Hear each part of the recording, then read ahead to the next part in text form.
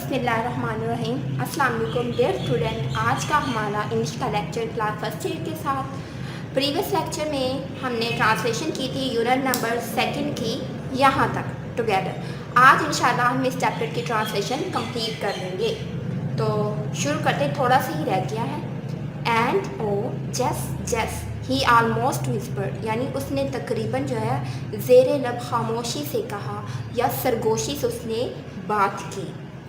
The doctors told me, जो doctors थे उन्होंने मुझे बताया। टू सिट, ये उसका वालिद कह रहा है, ये जो बात है ये कलाम है, ये उसके वालिद मुखातिब है। टोल्ड मी कि डॉक्टर्स ने मुझे बताया। टू सिट कि मैं बैठूं, स्टिल हत्ता के, and to take life easy, और अपनी ज़िंदगी को जो है पुरसकून जो है गुजारूँ। यानी डॉक्टर्स ने उसको मशवरा दिया, मुझे जो है मशवरा दिया मुझे आराम करने का, पुरसकून ज़िंदगी गुजारने का। I could not do it, मैं ऐसा नहीं कर सकता था।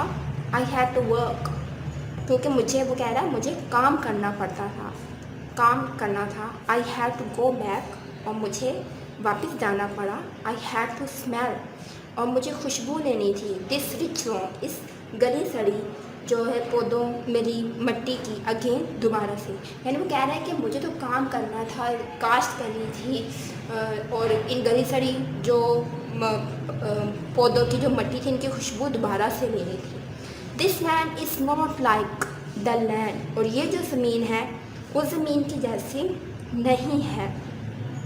I have to build to grow alfalfa, जहाँ पर मैंने जो है फसला उगाने के लिए ज़मीन जो है तैयार की थी।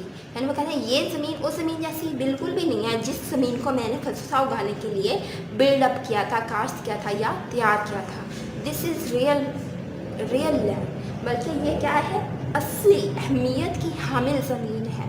एंड इट्स द लैंड, यही वो सरज़मीन है या यही वो ज़मीन है दैट अल्लाह लेफ्ट, जिसको अल्लाह ताला ने बनाया था, और ये वैसी ही पड़ी है। यानी ये ज़मीन वैसी की वैसी है जैसे अल्लाह ताला ने इसको तख्लीक फरमाया।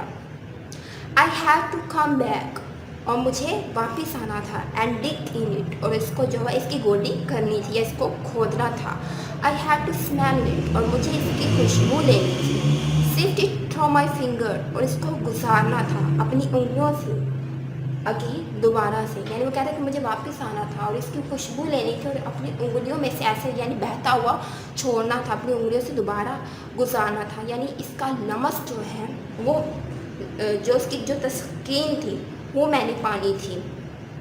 एंड आई वांटेड, और मैं चाहता था टू टेस्ट, कि मैं जायका चखूँ यम्स, रतालुओं का, टमाटरों का, एंड पोटैटोज़ और आलूओं का। ग्रोन इन दिस लैंड, जो कि मैंने उगाए थे इस सरजमीन पर। फ्रॉम दिस माउंटेन टॉप, और इस पहाड़ की चोटी से। आई लुक्ड फॉर, मैंने देखा दूर तक, इन एवरी डायरेक्शन, हर सिमत की तरफ। ओवर द रग्ड हिल्स, इन पथरीली या नाहमवार पहाड़ों की चोटी पर मैंने दूर दूर तक हर सिमत देखा।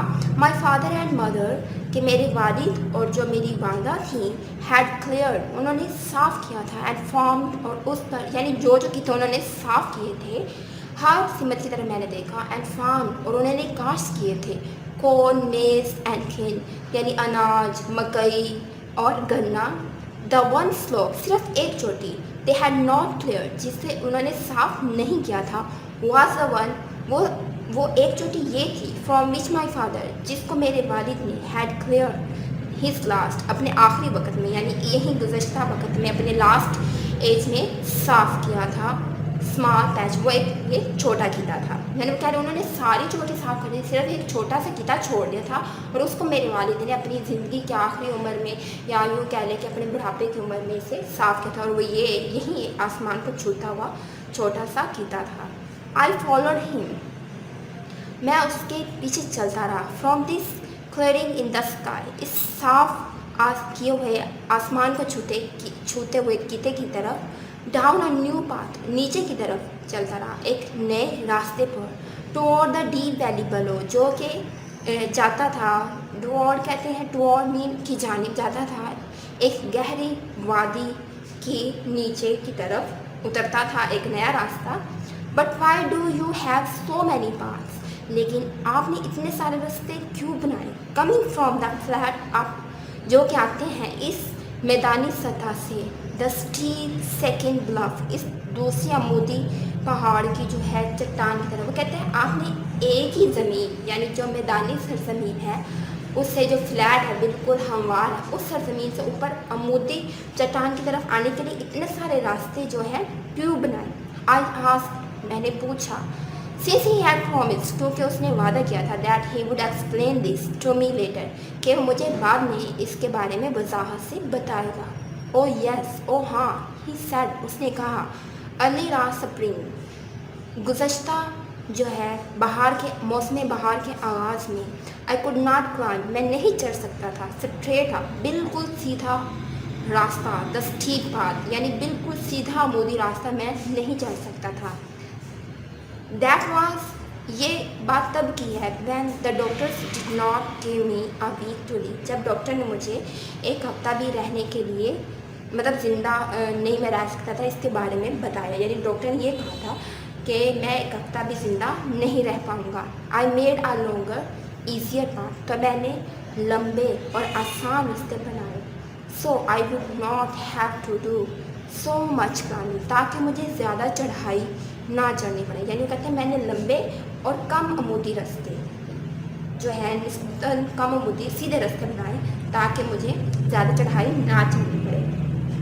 देन फिर एज आई गॉट बेटर, जैसे मैं थोड़ा सा बेहतर हुआ, एक्सप्लेन, उसने जो है वजाहत की।